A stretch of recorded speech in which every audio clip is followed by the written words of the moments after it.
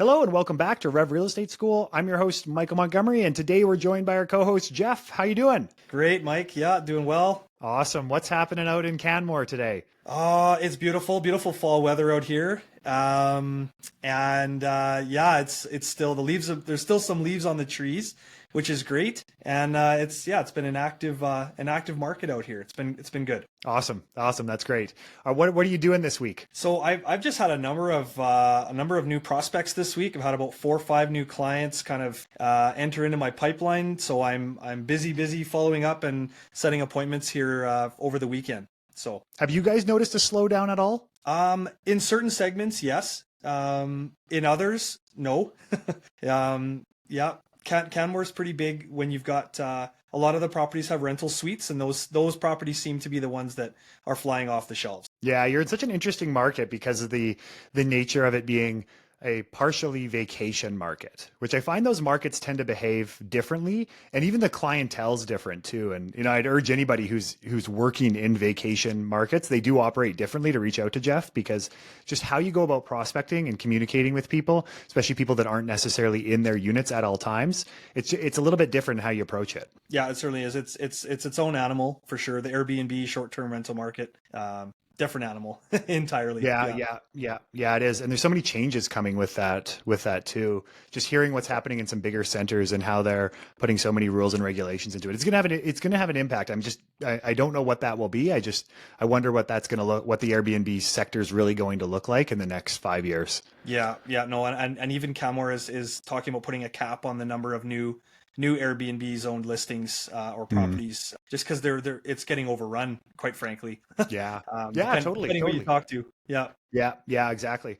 Well, yeah. And I mean, speaking of changes, that's what we're talking about today. We are going to look at, is the traditional real estate market in trouble? I shouldn't even say market. Is this traditional real estate industry in trouble? And before we jump into these, I always love talking about these sort of things, and I also love listening to them. But there's also just a lot sometimes of like kind of pontificating on like what possibly could happen within our industry. There's a lot of changes that could end up happening.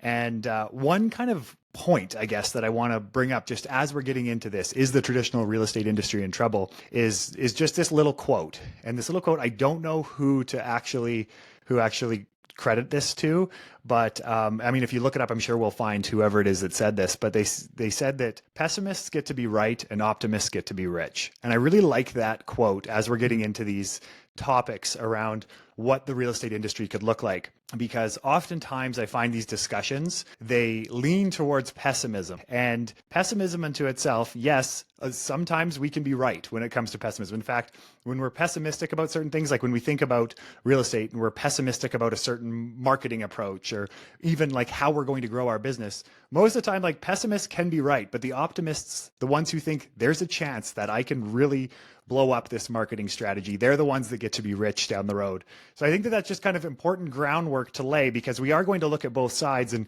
I think both you and I have different views depending on how long we've been in the industry and how we end up transacting as to where this industry is going. So I think it'll be a fun conversation. But as we're jumping into this, what are some of the first thoughts that come to mind for you when I say, is the traditional real estate industry in trouble? Yeah, this is a really interesting topic. You know, what comes to mind, and as I sort of pondered this over the last few days in preparation for this podcast, you know, when I first studied, you know, did my courses, you know, here in Alberta, we've got to do our, you know, a few courses to get licensed. One of the things that really struck me and strikes me to this day is that we are actually technically a public service of sort, right? So we are allowed to operate because it serves to the benefit of the consumer. And so I really like that, because it puts the human element in there, and it's relationship based. And I think that oftentimes, and I think we'll get into it, but so I don't want to go too far ahead, but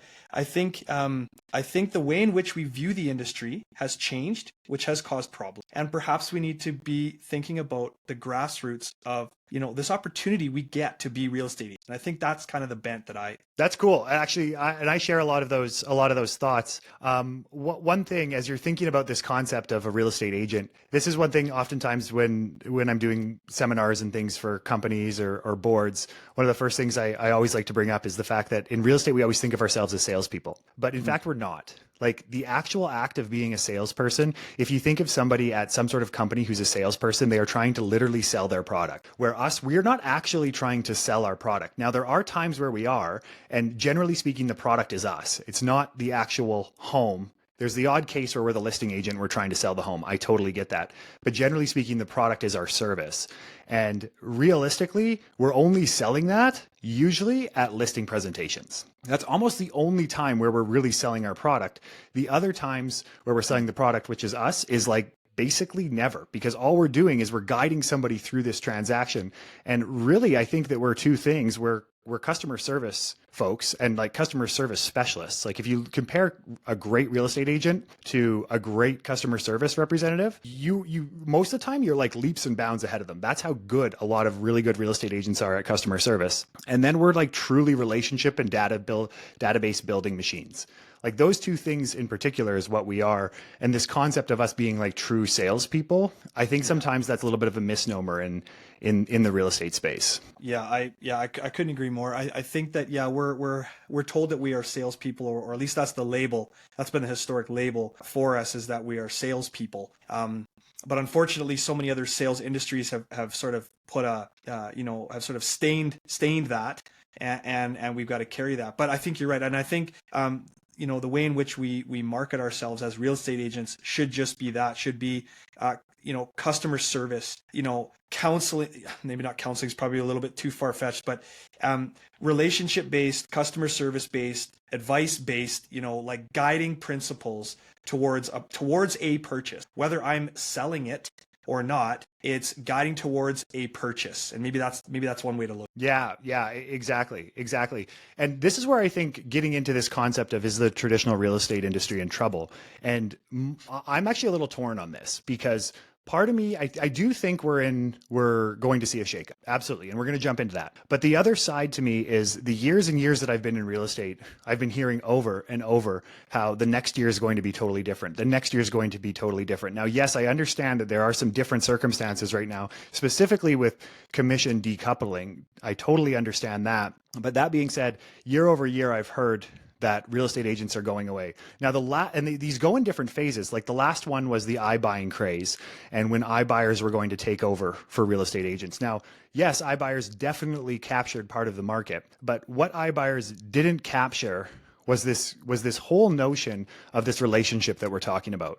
Now, I worked for a technology company that was doing iBuying. Absolutely loved working with them. They were fantastic. They're just a wonderful company. And one thing that was really, really challenging for us, the main thing that was really, really challenging I did most of the training and kind of coaching with that company for the real estate agents. And so this question was just the one that we dealt with every single day, which was, how do we actually end up getting a customer away from their current agent? That was next to impossible. And that's next to impossible for a lot of technology companies. And that's because the consumer has such high trust in the person that's helping them buy and sell.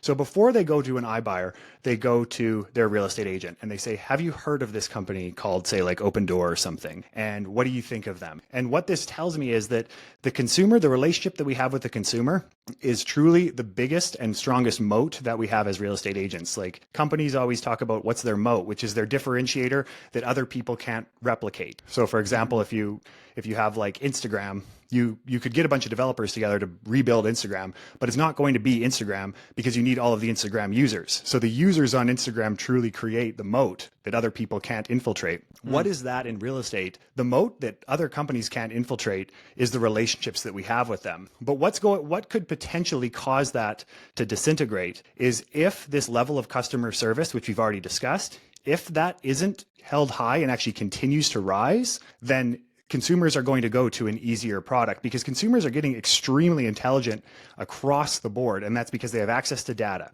They have access to different tools. We'll talk about AI and how that can impact things. Consumers are an extremely, extremely intelligent folks. And if we start to just slide, if we start to slip as real estate agents, our business is going to be in serious trouble, I think. But we can also look at these changes that we're about to see in the industry, or that we could end up seeing, and see a huge opportunity. And anytime that there's different things that occur in our markets, there's always opportunity.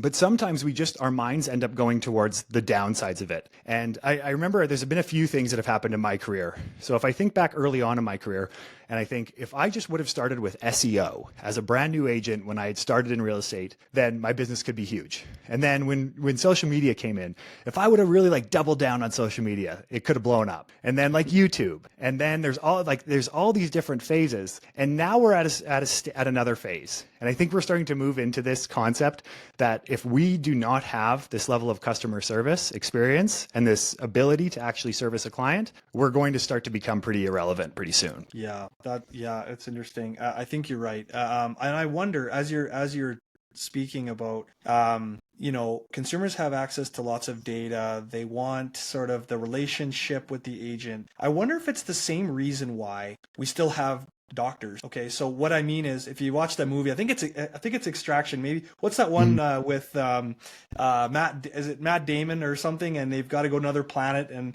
he's got to get. Yeah, I think it's Extraction. Super good movie. Anyway, and they go, and then the people that are on the big fancy planet, they're actually able to go into these pods where a machine will diagnose them and fix them, right? They will diagnose them. They will fix whatever sort of disease or ailment or whatever. There's no doctors. Like there's no doctors. It's simply a machine that does this. And I wonder if, people have access to all kinds of things. And I wonder if someone's relationship to their family doctor, how important that is for many people, and maybe not for everyone, but just as an example, that holds maybe some weight. You have a personal relationship with your doctor because, yeah, you could go to the pharmacy or you could go anywhere to get, let's say, medication or get help, but your family doctor that you have a relationship with is someone that you trust, that you'll go to time and time again. And so will an industry like that ever become obsolete if technology evolves to the point where something like Extraction, something like that were to happen? Is that a good thing? Is that something that could happen? I don't know the answer, but I think it's on those same lines. And I think the point is that whether you're talking, we're talking physical ailments or we're talking about an emotional purchase of a home, emotion can only happen between human beings. There's something sort of innate in the way we are designed that I think is present in an agent-client relationship the same way or similarly when you have a doctor-patient relationship, because they're also there. They're there to push pills. They're there to do things. I get it. But they're also there to ask the right questions, to talk about their personal life, to get to know them so that hopefully they can diagnose these things properly, be problem solvers in the same way that as agents, we are to be problem solvers. Totally. And, I've thought a lot about this too, because it's like, why do I go to Amazon to purchase something? And then when it comes to a home, I wouldn't purchase something like that on Amazon. And I think a lot of this comes down to exactly what you're saying. Kind of twofold though. The first one is the size of the asset. And the second thing is the emotion. So what I mean by the size of the asset is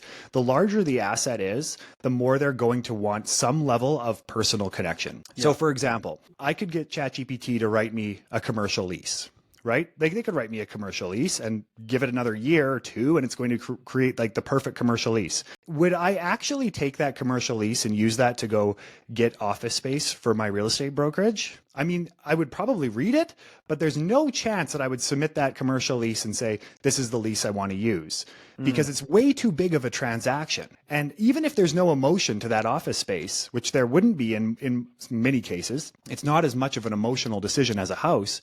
I would still use somebody because of just the magnitude and the size.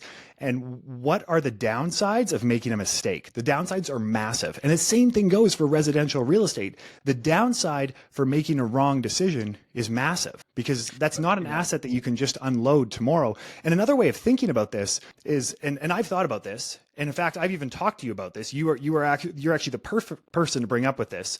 If I go and look for real estate in a different market, which I have done in your market, and our markets are fairly close to one another. They operate in a very similar fashion. I'm not going to buy a house in your market without your help. And if I go to Pittsburgh, I'm not going to buy a house in Pittsburgh without hiring a real estate agent. I know real estate, yet I still need somebody there. And why is that? It's because of the size of the asset. And it's also because you don't know what you don't know. And so when people are getting into this world of real estate to buy, a lot of people don't want to make mistakes. They want to minimize the mistakes that they make. And how can they do that? Oftentimes they're going to need the support of a person. Yeah, you're absolutely right. And I think, going back to your point about the commercial lease, I think, you mentioned that it's not an emotional purchase, but there's still like an emotional wrestling that happens that you need sort of confirmation on, right? Like there's still something emotionally that you're wrestling with by not just using the ChatGPT produced lease. Like there's still something like innate in you that needs that confirmation. You're not, it's different than falling in love with a property, certainly if it's a commercial, but I still think there's something emotionally related to the fact that you need a lawyer to look at that lease prior to just, sort of sending it off. Oh, absolutely. Absolutely. And I think the emotional side of real estate is something that we don't actually put a ton of emphasis on as real estate agents. Like we think that we're matching a person with a home, but any of us who go through deals, it is so much more than that. There's so much emotion tied into that. And I'm even skeptical of the fact that tech can't help with that. I think technology could help with that, and where AI is going, it could very much help with that. And it can very much, I'm even thinking of the next version of real estate where, you log on to ChatGPT and you say, I'm interested in home at 123 Main Street. What do you think of the listing price?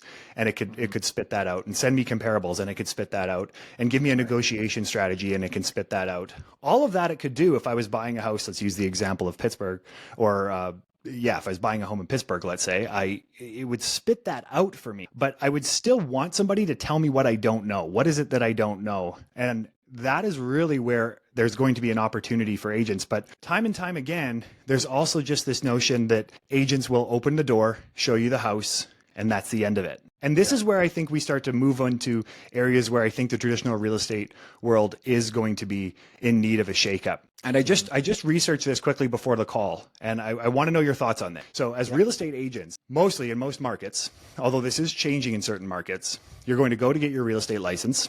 It's going to take you a matter of weeks, if not months. You're going to then get your piece of paper that says you're allowed to go sell real estate, and you can go sell real estate. Done deal. So that's the way it works in most markets. This is how it works in our area if somebody wants to be a hairstylist. So let me just read this to you. The term of apprenticeship for a hairstylist is 2 years. So that's 2 12-month periods, including a minimum of 1,450 hours of on-the-job training and 10 weeks of classroom instruction each year. That's to cut somebody's hair. Yet for us as real estate agents, we're going to go through a few month course, or maybe we bang it out in a few weeks, and then now we're licensed to go out there and sell.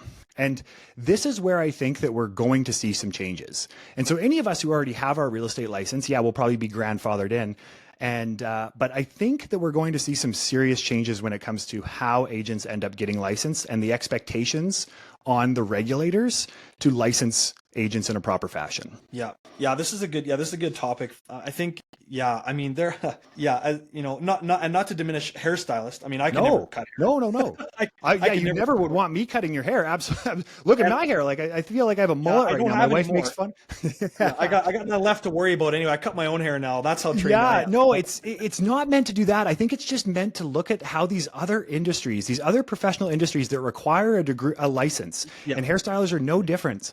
But why is our license significantly easier to get? Why? You know what comes to mind? I think, like, okay, and this is sort of just an observation, but I think when you go through the real estate training and you go through the fundamentals and everything, there are so many other controls in place. So our role, okay, if you really, really break it down, our role is actually described as very minimal on paper, right? But we all know, whoever has been in the industry more than a few months and has done at least 1 or 2 deals knows that what's being asked of us is far greater. And that's where I think there's a disconnect. Like the courses don't address how to deal with a crying client, right? How to handle questions that may be outside of where our parameters are. And I'm not saying we go outside our parameters for lots of reasons, but how do we direct those clients to those resources? We're not trained on those things that we will be placed in, but that are outside the scope of our license. Mm-hmm. So the licensing itself is simple. I mean, it's, a couple months course, but what's being asked of us, practically speaking, and that's where the regulators need to be very sort of honest about that, about the field work that goes on. And that's like so many industries. I've been in a lot of careers where you can learn the textbook stuff, but there is such a disconnect and such a gap between what's actually being done in the field and what's being taught on paper. And so, I think to bridge that gap, could require apprenticeship, and I think that's why apprenticeships exist, because that's on the job training. But yeah, I think that would be a fantastic way to at least bridge that gap to a point where you shadow someone, or where you're attached with a mentor of some kind to kind of walk you through those. So I think it's certainly needed, and it's unfortunate that it's not there. Right? Well, there are markets. I have heard of areas that are starting to move towards this, where there's a mandatory 2-year apprenticeship period for real estate agents. Huge advocate for it. I don't know how well it's being ran, but I think we have an issue here where we have misaligned incentives. And what I mean by that is, in order for let's call it a regulator who's ever educating the agent in order to get the license, how are they going to drive revenue? They're not going to drive revenue based on the quality of the agent. They're going to drive revenue based on the number of agents. So their incentive is increased number means increased revenue, period. Like, if we're just looking at it, facts, the more agents they're able to get through the course, the more money they're going to make. That's a misaligned incentive, because ultimately when the agent is out and now they're working directly with a consumer, usually they're supposed to be working under the supervision of a brokerage, but we all know the way the world has gone, the brokerage has very little oversight over the agent, regardless of what, the policies and procedures may say in most brokerage manuals. We all know, as independent contractors out there selling real estate, the brokerage has very, very little oversight, if any oversight, over what you're saying, how you're texting, what you're emailing, what you're telling clients when you're going through the door. And frankly, that's also misaligned incentives, because brokerages, the way that they're going to actually drive revenue is by way of increasing number of agents. So how can they filter every single agent? They can't. And with compression for brokerages, and compression, I mean that the brokerage fees and the way that a broker can actually make money is starting to become more and more compressed, with more and more different offerings out there. And I'm all for different offerings, but that still is leading to compression. They're going to have to increase their number of agents, which is one thing that brokers do, or secondary, look for ancillary services by way of trying to get their agents to pay in other ways into the brokerage in order to actually keep the lights on. And so we kind of have this chicken and egg issue. Who is actually the one that ends up suffering at the end of the day? Yeah. Because of this, it's the consumer. It's the consumer. Yeah. And then we think to ourselves, like, why does the real estate agent have a certain, or why does the industry as a whole have the image that it does? Well, that's because we pump out agents, and these agents that are coming out, that's not to say they're not good agents and they're not intelligent people and they don't have the capacity to do so, but they just, again, very similar. They don't know what they don't know. And I think most of these agents would raise their hand in a heartbeat and say, I would love to be mentored. But then who's going to mentor them? Because an agent would have to mentor them. And an agent says, well, I'm not going to mentor them unless there's some sort of income in it for me. And then we just have this cycle perpetuate itself where we have poor agents who want better training. They're not getting it. And I think it has to start kind of at ground zero when it comes to the regulator who's getting the agents into the industry in the first place. So just to play devil's advocate for a sec, just as you were speaking about sort of the lack of mentorship, sort of the downside for the consumer in sort of a less than qualified, let's say, agent. I wonder if it's the same thing where if someone wanted to enter the world of entrepreneurship. So I want to start a business. I am fully able to start a business. I'm of age. I've got the money to buy the license. I can go and I can start a business, but I have zero training, but I've got the business license. So there's so many other industries where I wonder if, and let's say I open up a store. I don't really know what I'm doing.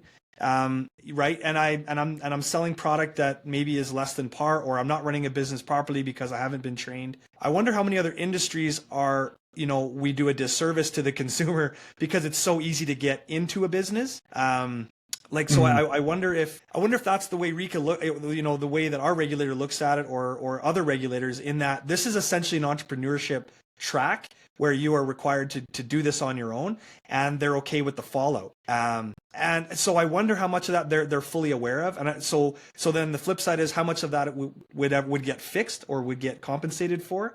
Hard to say. Maybe they're okay with that level of risk and that level of sort of fallout, because it's, at the end of the day, it's like any other entrepreneurial venture where you've got to seek out all of your own training, all of your own, everything essentially, if you want to be successful. And I think maybe it's one of these things where, it weeds out the ones that don't have it. And I know it's like a survival of the fittest almost with real estate. And I wonder if regulators are okay with that. And I wonder if at the end of the day, they're hoping that, you know, there's those ones out there that take the lion's share of the market and are doing a fantastic job and actually are serving the public well. I don't know. What do you think, Mike? I mean, I wonder if that's part of it. Well, yeah, a couple of things are jumping to mind as you're saying that. Like, first off, if I'm going to go start a business, like, for example, we're opening a new segment of Rev. And as part of that, I'm in what's called an accelerator. So like I joined in a group of people who's going to kind of guide me through this new process.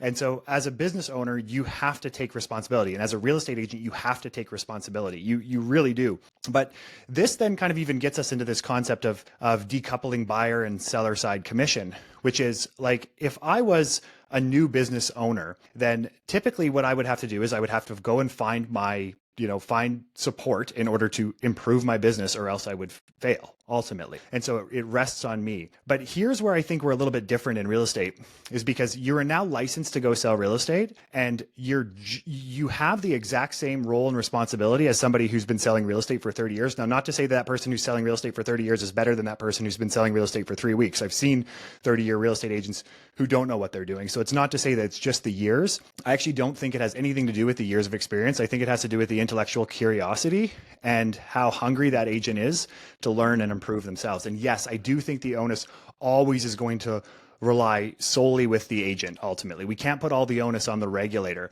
But if the regulator is going to give you a piece of paper that says you are now licensed to go sell anybody's home, there has to be some responsibility in what that piece of paper truly entails. And Right. that's my concern, is they're giving free reign basically for one to go out there and sell. And it's the agent, yes, they want to go out there and sell, but these agents also want support. Like, they want mentorship. They do want that oversight. But the model into itself is broken in many ways, because there's no compensation for a mentor to come in and help them. Like, for example, even at our brokerage, like, we have a mandatory mentorship period for X number of deals.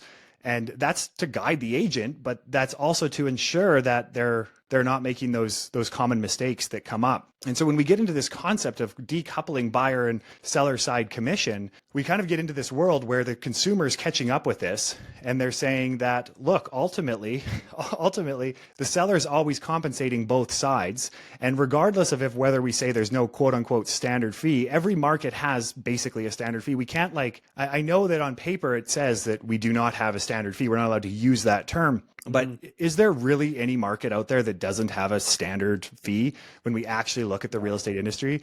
The answer is probably no. And let's think about this. If we decoupled the commission and we have buyer and seller side commission being separate, I know that sounds scary, but it's actually a huge opportunity for a newer agent. And I'll say why. Because I think that as a newer agent, you can then go in and you can get buyers, because your differentiator can be a lower cost option as you're newer. So for example, if I was to hire a lawyer and I hire the junior lawyer, I'm going to pay less for the junior lawyer than I'm going to pay for the senior partner. And I'm going to get a different level of service, because the senior partner's been in the industry forever. So if we decouple the commission, the more senior agents are going to say, this is my fee. If you want me to help you buy, this is my fee. And then we have a huge opportunity. So this is, again, whenever there's shakeups in industries, there's opportunities. There's an opportunity now for a newer agent to come in and basically say, look, I understand that I'm a newer agent, just like if I was a junior lawyer. So my fee is going to be a different amount than if I was a more seasoned agent. Right now, it's not the case. Whether you've been selling real estate for 1 week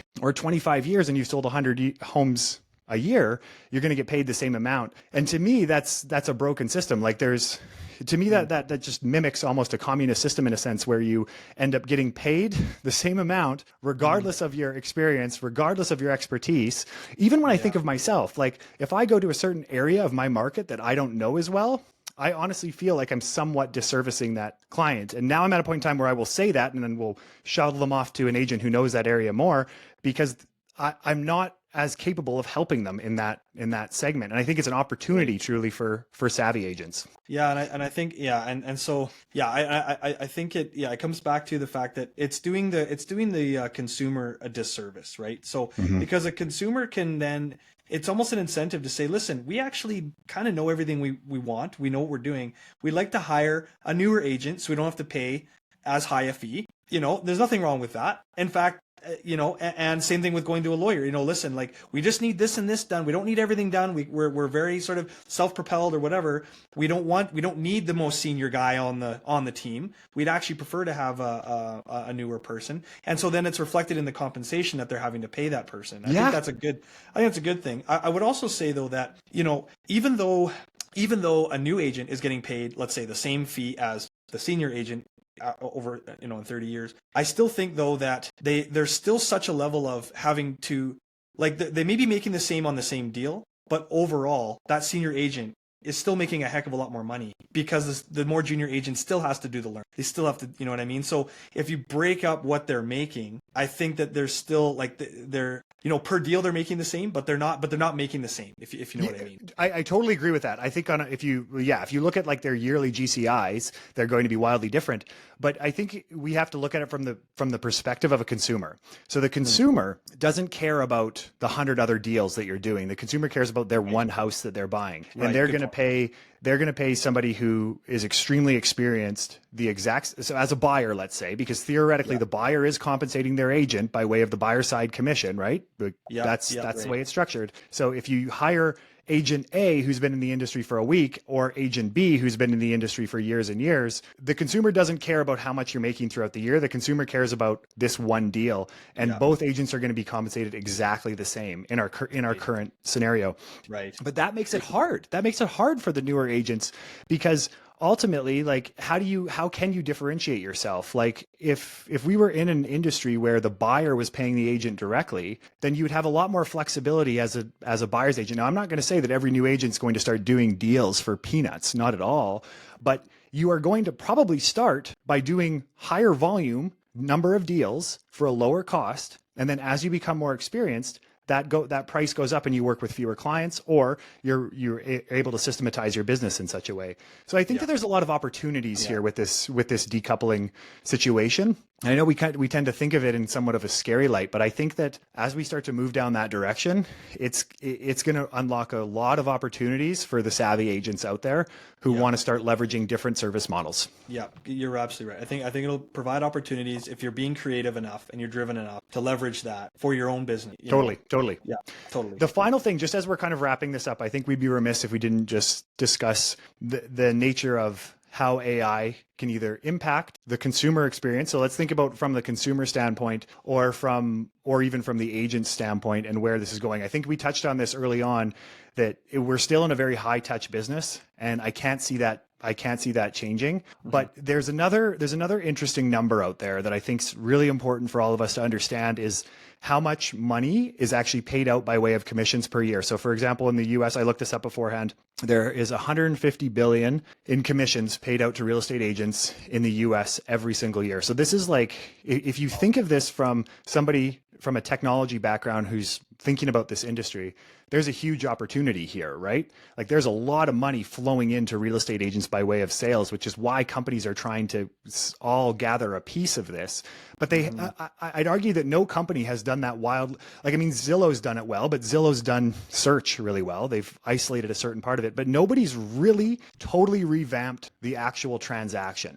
There's always going to be those edge cases where, 20% of people are very comfortable doing things in different ways, but no technology company has came in and like totally revamped our system because of the nature of the high touch capacity that we all have to work within. So what are your thoughts around AI infiltrating the real estate industry and taking away some of the roles that we all have as agents? Yeah, it's such a great topic. We could probably do another whole, 45 minutes on that. I think we have to be careful that we differentiate. How does it help the consumer? Help or hinder the consumer, and how does it help or hinder the agent? Because I think those are actually two very different topics. Good point. I think that for the agent, so let's talk from the agent's perspective. A lot of agents are likely listening. The first concern I have that comes to mind is it has the ability or it has the capacity to remove some of our own innate creativity. So even simply putting a listing description up on a Yeah, property. totally. So, I've done it, right? And it works beautifully if you know how to operate it. And it's beautiful for the consumer because it highlights their property with wording that if you're not like an English major, you may not even know half the words that it's generating, but they're beautiful and they capture the property. But I think that it then takes away from the agent's ability to sit down and think about what makes that home or that property special. So I think not that we couldn't use it as an assist, but I think that the next generation of real estate agents, particularly as this AI gets better, a lot of that will be automated. Is that bad? Is it good? I guess you could argue both ways. That's just a concern that I have. But I have used it. I don't use it all the time, but I see that as a potential downfall. But I think that as consumers, I think a lot of this stuff and a lot of the ways it can generate marketing tools and things for your client, I think it's fantastic. So, I tend to agree with you. Like, I think that it's going to change our workflow. It's going to fundamentally change our workflow, just like digital signing changed our workflow. When I got into real estate, we didn't have DocuSign. That wasn't a thing. I would run around at 11 o'clock at night and get an amendment signed.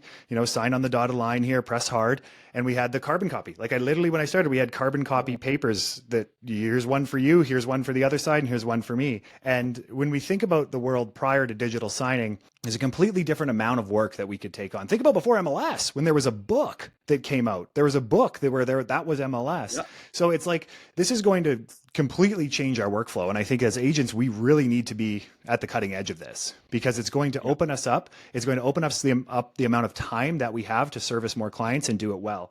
I tend to agree with you, though. And this is something that I find really, really interesting, is I wonder what this is going to do to like all of our collective creativity and intelligence when we can have, because even when I think about it, like when I'm drafting a tough email or something, instead of sitting there and wrestling with that concept, I'm going to drop it into ChatGPT and then tweak it and we're off, right? Yeah. And same thing with listing description. So I wonder what it's going to do to us somewhat cognitively, but I also know that like when the TV was created, there was this concern that our brains were all going to go to slop. And then even when when books came out, there was this concern that our brains were just going to turn to mush as well, because we didn't have to articulate our thoughts anymore. So there's always, I think, these fears, and I think it's just going to improve our efficiency. But I don't think we should resist it as real estate agents. I think we should really try to harness it, and we should know a lot about it, because consumers are using this too. And as these models become better and better, there's a world where it ends up completely changing our workflow and our ability to service a lot more clients, which also leads to the second point, which is if you're not constantly trying to improve yourself as a real estate agent, understanding your market, understanding your product, understanding how to actually sell real estate, if you're not improving on that, another agent's going to eat your lunch, because their ability to take on more and more clients is going to be unlocked by AI. So if we're not keeping up with our skill set, and that's both like our personal skill set as well as our knowledge around our product, there's just going to be another agent who's able to service, 25 more clients a year because their workflows are automated. Yeah, I couldn't agree more. I think that one of the pinnacles of how you run your business, you have to at least have the knowledge of what's going on at a very deep level of what the next thing is, and and how you can harness it. I mean, it's going to be up to every individual agent how much or how little they want to harness it, but I don't think that eliminates your call to at least do the work of figuring it out. Like, you may not be a YouTube mogul, but you should know how to do video and how to post it to YouTube. I just think that's a fundamental, skill set that you should know about, because you just never know. I just think it's important to stay sharp, and I think that's kind of what you're saying.